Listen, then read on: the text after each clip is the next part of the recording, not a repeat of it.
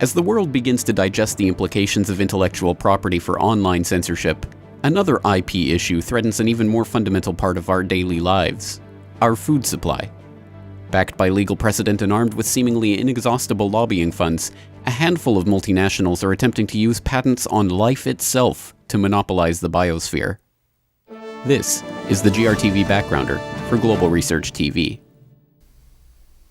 The oft-neglected legal minefield of intellectual property rights has seen a surge in public interest in recent months due to the storm of protest over proposed legislation and treaties related to online censorship. One of the effects of such legislation as SOPA and PIPA, and such international treaties as ACTA, is to have drawn attention to the grave implications that intellectual property arguments can have on the everyday lives of the average citizen. As important as the protection of online freedoms is, however, an even more fundamental part of our lives has come under the purview of the multinational corporations that are seeking to patent the world around us for their own gain. Unknown to a large section of the public, a single U.S. Supreme Court ruling in 1980 made it possible for the first time to patent life itself for the profit of the patent holder. The decision, known as Diamond v Chakrabarti, centered on a genetic engineer working for General Electric who created a bacterium that could break down crude oil, which could be used in the cleanup of oil spills. In his decision, Supreme Court Chief Justice Warren Burger ruled that a live, human-made microorganism is patentable subject matter under 35 U.S.C. 101.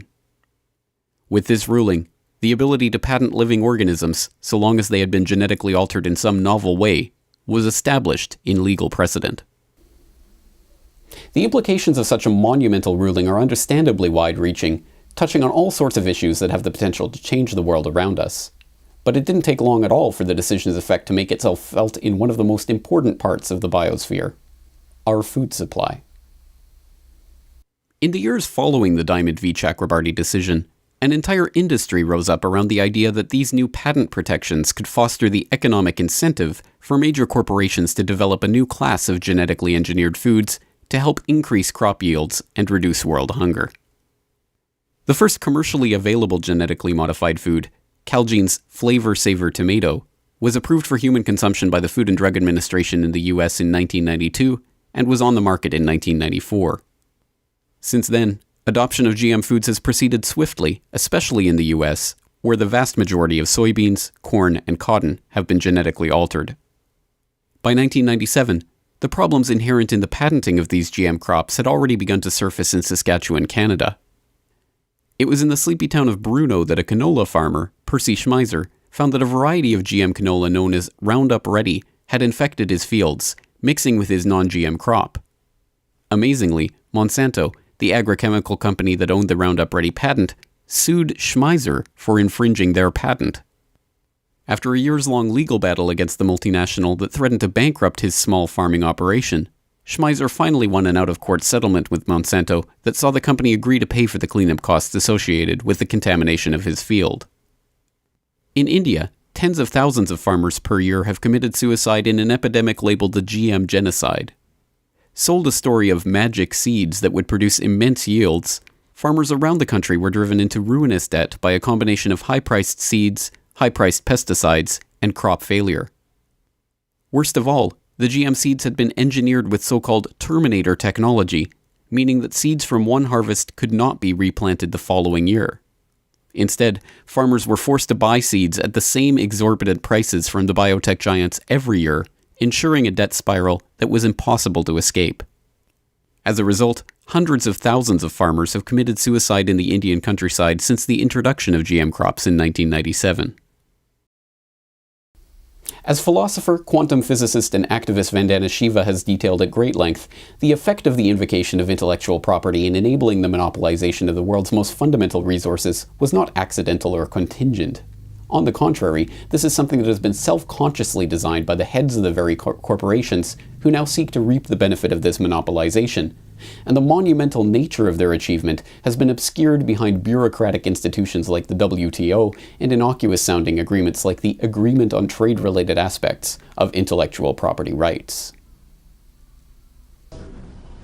There used to be in the FAO at that time, the Food and Agriculture Organization of the United Nations, a term used called seed wars.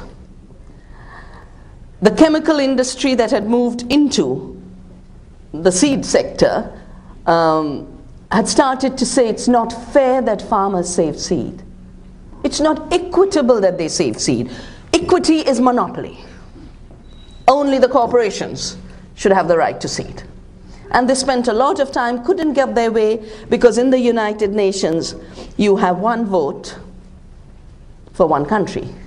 And the majority of the countries happen to be third world countries.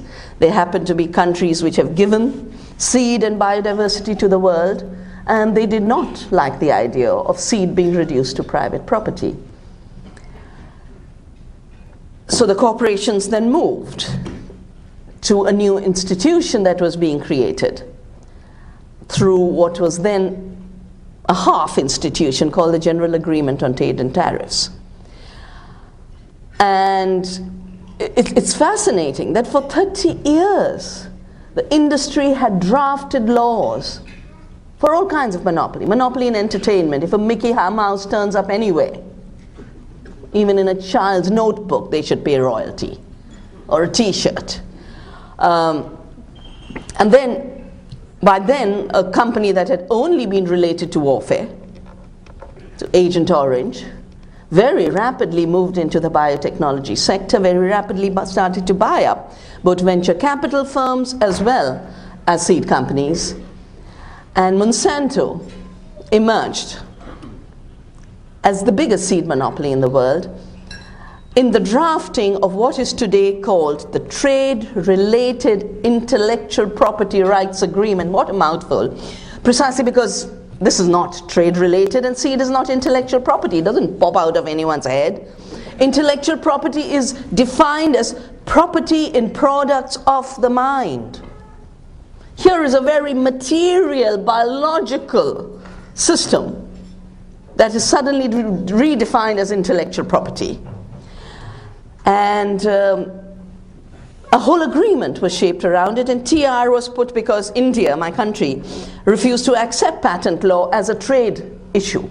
They said, no, this is about nations deciding how far monopolies will go, nations deciding the balance between the public and the private. And we had worked out a patent law over 20 years of democratic debate in society to get rid of the British laws that had been exactly like what we are coming back to. Total monopoly in the handful, in a few companies' hands. So the lawyers, of course, were very clever, put TR before IP and said, now it's trade related by definition, so now you will accept it. After the WTO came into force, a representative of Monsanto actually said this. He said, what we've achieved in this agreement is something unprecedented. We defined a problem. And in this case, the problem was farmers saving seeds. That was a problem. And we defined the solution, make it illegal for farmers to save seeds. And we created the instrument, which is the TRIPS agreement, which forces every country now to have laws of monopoly. And we created the institution that would ensure that these are implemented. The institution, WTO, is an interesting institution because it's the international court. It's an international non-parliament, non-democratic, and it is the international executive. Yeah? As Monsanto's representative said, in shaping this treaty, we were the patient, the diagnostician, and the physician all in one. For me, that's a description of dictatorship. Although the deck appears to be stacked in favor of the giant multinationals and their practically inexhaustible access to lobbying and legal funds, the people are by no means incapable of fighting back against this patenting of the biosphere. In India itself, where so much devastation has been wrought by the introduction of genetically modified crops, the people are fighting back against the world's most well-known purveyor of GMO foods, Monsanto. The country's National Biodiversity Authority has enabled the government to proceed with legal action against the company for so-called biopiracy, or attempting to develop a GM crop derived from local varieties of eggplant without the appropriate licenses. Which is essentially owned by Monsanto. Ground for this environmental activist. Leo Saldana filed the complaint that has led to India charging American agricultural giant Monsanto with biopiracy.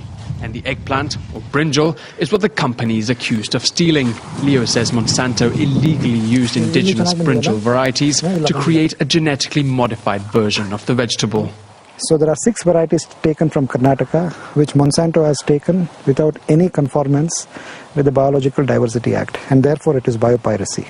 And once they put the BT gene into brinjal, then it becomes a commodity which is essentially owned by Monsanto. The brinjal is one of the most popular vegetables in India, with close to 2,500 varieties. In 2010, Monsanto's partner companies nearly got approval to commercialize a GM variety called BT brinjal. But massive public protests forced the government to ban it indefinitely. Undeterred, Monsanto has continued testing other GM crops. 2 months ago, a hastily destroyed experimental field of GM maize was filmed by a local TV crew. Monsanto has been accused by Greenpeace of not informing the field's owner about the nature of the crop. We didn't really have an agreement. Monsanto just made me sign a form. What was written on the form? Nothing. There was just a date and the name of the company. Although resistance to the patenting of the world's food supply should be applauded in all its forms, what is needed is a fundamental transformation in our understanding of life itself, from a patentable organism to the common property of all of the people who have developed the seeds from which these novel GM crops are derived. This concept, known as open seeds, is being promoted by organizations around the globe, including Dr. Vandana Shiva's Navdanya organization. Traditional knowledge has grown as a tradition that is shared. It has grown cumulatively and collectively. That is what makes it deeply distinctive. Intellectual property rights are based on the idea of an individual having rights, which is then based on the idea of an individual making innovation, which is not the way knowledge actually works. Knowledge is a collective tradition, it's a common resource of society. To me, the idea of treating seed as an invention, a system in which farmers would be treated as thieves and criminals for saving their seeds and performing their duty to the earth, is abhorrent. That's what made me get involved in this idea, to keep seeds open. Open source is like open seeds. Open pollinated variety seeds are made through pollination of bees and butterflies acting in freedom. They are free in the sense they can be saved generation after generation. They are seeds of prosperity, they're seeds of life. Open source software is the same. It is a way of spreading prosperity and knowledge in society rather than creating scarcity, poverty, and deprivation. To be sure, it will be a long and arduous uphill battle to bring this issue to the attention of a public that seems to be but dimly aware of what genetically modified foods even are, let alone the legal ramifications of the ability to patent life. But as the work of such organizations as Navdanya continue to educate people about the issues involved, the number of those opposed to the patenting of the biosphere likewise increases. From seed saving and preservation projects to an increased awareness of and interest in organic foods, people around the globe are beginning to take the issue of the food supply as seriously as the companies that are quite literally attempting to ram their products down the consumers' throats. As always, the power lies with the consumers, who can win the battle simply by asserting their right to choose where and how they purchase their food, a lesson that was once again demonstrated earlier this month in Germany. Dieter Renner is an organic farmer in the state of Rheinland-Pfalz. He's the 4th generation in his family to grow grain and vegetables, all organically. He's glad that BASF decided to transfer its research unit for genetically modified crops out of Germany. He says local farmers will benefit. I'm pleased. It's proof that the people who oppose genetically modified crops are right. 70% of Germans oppose genetic technology, so BASF made the right decision about leaving Germany. It's too bad they'll still be able to carry out their research in the US. This kind of research should be stopped.